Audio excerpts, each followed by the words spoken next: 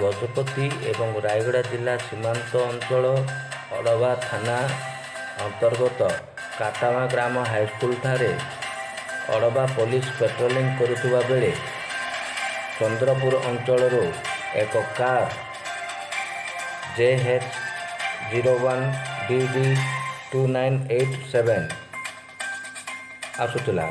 ପୋଲିସକୁ ଦେଖି ଗଞ୍ଜେଇ ମାଫିଆ ଗାଡ଼ି ସେଠାରେ ଛାଡ଼ି କୁଆଡ଼େ ଛୁ ମାରିଦେଇଛି। ପୋଲିସ ଘଟଣାସ୍ଥଳରେ ପହଞ୍ଚି ଗାଡ଼ିକୁ ଜବତ କରି ତଲାସି କରୁଥିବା ବେଳେ ସେଥିମଧ୍ୟରୁ 86 କିଗ୍ରା ଗଞ୍ଜେଇ ଜବତ ହୋଇଛି। ଏ ସମ୍ପର୍କରେ ଅଡ଼ବା ଥାନା ଅଧିକାରୀ ଶ୍ରୀ ଆନନ୍ଦ ଚନ୍ଦ୍ର ପାତ୍ର ଦର୍ପଦଳନକୁ ସୂଚନା ଦେଇଛନ୍ତି କି ଏହି ଅଞ୍ଚଳରୁ ଗଞ୍ଜେଇ ବ୍ୟାପକ ଭାବେ ଚାଲାଣ ହେଉଥିବାରୁ ପେଟ୍ରୋଲିଂକୁ ଜୋରଦାର କରାଯାଇଛି। Bureau news Darpadalan TV.